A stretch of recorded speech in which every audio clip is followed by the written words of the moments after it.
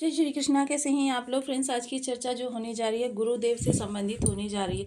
गुरुदेव जो आपके लग्नगत गोचर कर रहे हैं और ये 14 मई को अपना राशि परिवर्तन करने जा रहे हैं। 14 मई को राशि परिवर्तन करके ये आपके धन भाव में आ जाएंगे। किंतु जैसा कि हम सभी लोग जानते हैं, प्रत्येक ग्रह अपना जो है प्रभाव पहले से ही नेक्स्ट भाव पर देना प्रारंभ कर देता है और जब जाता है उसके बाद भी अपने प्रभाव जो है पिछले भाव पर देता रहता है। तो यह समय काल जो होगा आपका आगामी 2 माह का समय कुछ इस तरीके से रहने वाला है कि आपको दो दो भावों से प्रभाव प्राप्त होते हुए देखे जाएंगे। एक जहाँ पर से ग्रह गया है, एक जहाँ पर ग्रह जाएगा या जहाँ पर विराजमान है। तो यह जो समय काल होता है बहुत विशेष होता है, क्योंकि ग्रह इस दौरान आपको बहुत कुछ देना चाहता है ताकि आने वाले समय जब वो इस भाव में लौट कर आए तब तक आपको वह समय याद रहे जबकि ग्रह आपके लिए बहुत अच्छा करके गया था। इस भाव में क्या अच्छा करके गया था इसके बारे में चर्चा करने वाले हैं। गुरु एक बेहद सात्विक ग्रह है, जहाँ पर ये जाते हैं वहाँ पर अपने शुभ प्रभाव देना प्रारंभ कर देते हैं और जहाँ पर इनकी दृष्टियाँ होती हैं या जहाँ पर संबंध इनका होता है, गुरु को अमृतमयी ग्रह कहा जाता है। इसी वजह से कि इनके अंदर सात्विकता जो है बहुत ज़्यादा है। इनकी सात्विकता इसी बात से जानी जाती है कि इनके अंदर राहु को भी सात्विक बनाने की क्षमता है। तो ये गुरु के प्रभाव जब आपके धन भाव से प्राप्त होंगे तो किस तरीके से प्राप्त होंगे? हालांकि देखिए, जो मिथुन राशि के स्वामी हैं बुध देव, ये है जब गुरु की राशि मीन में जाते हैं तो नीच के हो जाते हैं, लेकिन गुरु के लिए इस तरीके की कोई बंधन नहीं है, कोई पाबंदी नहीं है। तो ये आपके लिए यहाँ से मिथुन राशि से जो अब प्रभाव देना इन्होंने प्रारंभ कर दिया है वह किस तरीके से देंगे। तो देखिए, यदि आपकी लग्न में 2 नंबर बना हुआ है तो ये राशिफल आपके लिए, यदि कुंडली में कहीं भी चंद्रमा के साथ 2 नंबर बना हुआ है तो ये राशिफल आपके लिए, कुंडली ना होने की स्थिति में आप इसे नाम राशि से भी देख सकते हैं। यदि अभी तक आपने अपने इस चैनल को सब्सक्राइब नहीं किया है तो प्लीज़ सब्सक्राइब कर लीजिए, वीडियो को लाइक कर दीजिए, चैनल को शेयर कर दीजिए। इससे होगा क्या कि हमारे आने वाले हर वीडियो की नोटिफिकेशन मिल सकेगी आपको सबसे पहले। एक प्यारा सा कमेंट करना बिल्कुल ना भूलें, कमेंट से हमें बहुत मोटिवेशन मिलता है, हौसला मिलता है और ये पता चलता है कि आप और क्या जानना चाहते हैं। तो ये जो वर्तमान समय रहेगा, यह गुरु के जब प्रभाव गुरु ना होकर भी धन भाव से देंगे। तो सबसे पहले देखिए, गुरु का कारकत्व क्या है? गुरु का कारकत्व है वृद्धि। वृद्धि आपके धन की, वृद्धि आपकी शिक्षा की, वृद्धि आपके संस्कारों की, वृद्धि आपके अध्यात्म की, वैराग्य की, वृद्धि आपके विवाह की, प्रेम की, विवाह संबंधों की और महिला वर्ग के लिए कहें तो ये महिला वर्ग के लिए पति माने जाते हैं। यानी ज्योतिष के अंदर जो है महिला का पति जो है वह गुरु होता है और पर पुरुष की जो पत्नी होती है वो शुक्र होती है। तो इसलिए ये दोनों ही ग्रह जो होते हैं बेहद महत्वपूर्ण होते हैं। अब गुरुदेव जो है जब आपके धन भाव से प्रभाव देना प्रारंभ करेंगे, सबसे पहले आपकी वाणी वाणी में नम्रता लेकर आएंगे। वाणी में आपकी इतनी शालीनता होगी कि शत्रु भी आपको मित्र बनाने के लिए बाध्य हो जाएंगे, आपसे मित्रता करने के लिए आतुर हो जाएंगे। यह समय काल होगा जब आपको जो भी कार्य कर रहे हैं, यानी कि कोई किसी रिश्ते में आप नवीनता लाना चाहते हैं, किसी रिश्ते को पुनः जीवित करना चाहते हैं, किसी डील के लिए जा रहे हैं, प्रेजेंटेशन आप करने जा रहे हैं, या फिर आपके किसी नौकरी के लिए इंटरव्यू है, इन सभी चीज़ों के लिए बहुत उत्तम समय है। खान-पान बेहद सात्विक रहने वाला है। इस दौरान थोड़ा-सा आपको उदर विकार परेशान कर सकते हैं, क्योंकि गुरु जो हैं, गुरु और राहु वायु के भी कारक माने जाते हैं। अब गुरु और राहु देखिए, एक ही सिक्के के 2 पहलू माने जा सकते हैं कि गुरु का भी कारकत्व वही है और राहु का भी कारकत्व वही है, किंतु गुरु कभी नकारात्मकता नहीं देते हैं और राहु बहुत कम ही सकारात्मकता देते हैं। क्योंकि हमने अपने आचार विचार रहन सहन से राहु को इतना ज़्यादा प्रबल कर लिया है कि चारों ओर कलह, षड्यंत्र, मायावी माहौल, ये सारी चीज़ें जो है प्रबल करती हैं राहु की निगेटिविटी को। अब यहाँ पर से गुरु देखिए सबसे पहले धन संचयन के योग बनाएंगे। धन संचयन के साथ साथ उस धन का इन्वेस्टमेंट मल्टीप्लिकेशन आप किस तरीके से करें कि उस धन को 1 से 10, 10 से 100, 100 से 1000 किस तरीके से बनाए जा सकते हैं, यह भी आप इस दौरान बहुत अच्छे से करते हुए देखे जाएंगे। पैतृक संपत्ति का कोई लाभ नहीं प्राप्त हो रहा था तो ये पैतृक संपत्ति का लाभ प्राप्त होता हुआ देखा जाएगा। पंचम दृष्टि जब षष्ठ भाव पर जाएगी तो षष्ठ भाव देखिए शत्रु पक्ष का होता है। शत्रुता यदि कोई लगी हुई है तो इस समय शत्रुता से आपको शत्रु जैसा कि मैंने बताया ना मित्र बनाने का आपको प्रयास करेंगे। तो इस समय आपकी शत्रुता कह सकते हैं कि 90% तक शत्रुता समाप्त हो जाएगी। कोई ऋण लेना चाहते हैं, ऋण देना चाहते हैं, दोनों के लिए अनुकूल समय है। लेकिन ऋण जो है इस समय मंगल के कारण आपको देना नहीं है, और अगर लेंगे तो लेने में भी देखिए गुरुदेव यहाँ पर बहुत महत्वपूर्ण भूमिका निभाएँगे कि जो भी ऋण आपने लिया है ससम्मान उस ऋण को गुरुदेव वापस करवाएँगे। आपकी मान-हानि नहीं होने देंगे। मान-सम्मान बढ़ाने के कारक माने जाते हैं गुरुदेव।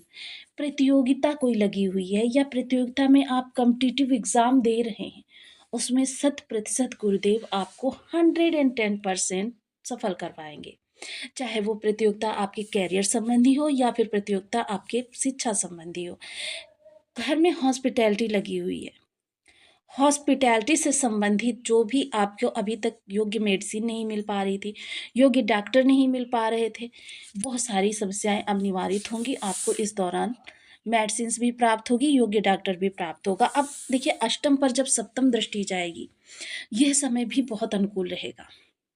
उन लोगों के लिए जो गुप्त विद्याएँ सीख रहे हैं, यानी कि चाहे से ज्योतिष हो गया, तंत्र मंत्र हो गया, मेडिकल लाइन हो गया, रिसर्च फील्ड हो गया, गुप्तचर विभाग हो गया, इंटेलिजेंस डिपार्टमेंट हो गया, या ऐसे कार्य जिनमें अपनी आइडेंटिटी को छिपाकर कार्य किया जाता है। ऐसे कोई भी योग बने हुए हैं तो यह समय काल आपके लिए अति उत्तम स्वर्णिम काल कहा जा सकता है। जो लोग भी ससुराल पक्ष से जिनके संबंध खराब हैं, ससुराल पक्ष से संबंध सुधारने के लिए उपयुक्त समय है। ससुराल पक्ष के जितनी भी समस्याएं हैं वह इस दौरान आपके थोड़े से विचारों से कार्य से नहीं, क्योंकि कार्य से तो बहुत कुछ आप बदल सकते हैं। विचारों से इस दौरान समस्याएं आपकी निवारित होती हुई देखी जाएंगी। ससुराल पक्ष से संबंध प्रगाढ़ होंगे।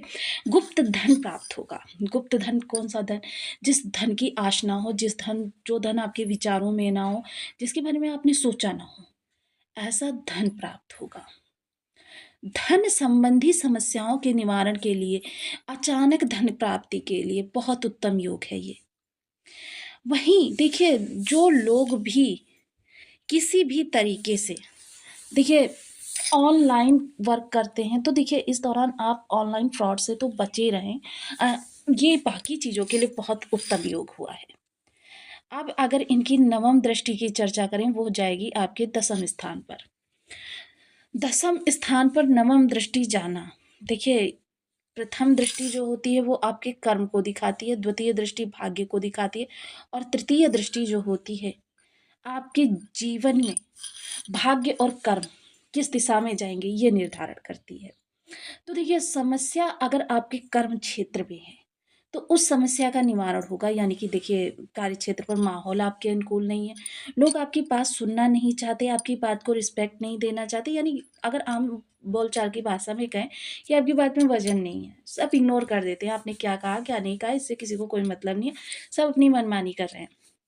तो इस समस्या का निवारण होगा और आपकी बात में वजन होगा कि अधिकारी वर्ग भी आपकी बात को गंभीरता से लेंगे।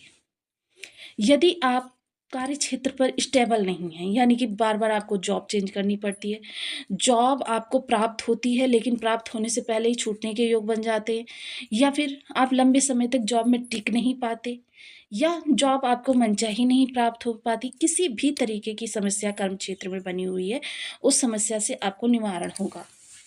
या फिर कर्म छोड़कर बिजनेस करना चाहते हैं, बिजनेस छोड़कर कर्म करना चाहते हैं, या फिर आप ट्रांसफ़र प्रमोशन के लिए बहुत दिनों से अप्लाई कर रहे हैं लेकिन आपकी इन चीज़ों के लिए योग नहीं बन रहा, तो यह समय काल आपके इन चीज़ों के योग बनाने के लिए, या आपके जो भी कार्य हैं आपके उनमें डॉक्यूमेंटल कोई समस्या आ रही है, उस समस्या से इस दौरान आप दो चार होते होंगे, क्योंकि समस्या निकलेगी तभी उसका समाधान भी निकलेगा।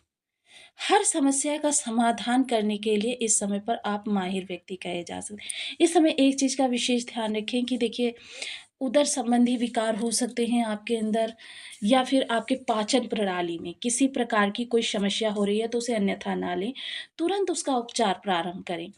क्योंकि गुरु का यह गोचर आपके बेहद महत्वपूर्ण भाव से होने जा रहा है। धन के 2 भाव होते हैं, लाभ भाव और धन भाव। दोनों ही भावों से इस समय पर आपकी समस्या का समाधान होता हुआ देखा जाएगा। क्योंकि एक जगह पर शनि होंगे और एक जगह पर गुरु होंगे। तो देखिए, शनि और गुरु दोनों का कॉम्बिनेशन अगर कहें तो बहुत ही उत्तम माना जाता है।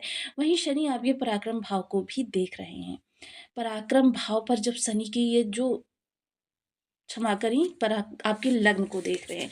लग्न को यानी कि आपको बेहद कर्मठ बनाएँगे, जिसके फलस्वरूप आपके धन आगमन में विशेष वृद्धि होती हुई देखी जाएगी।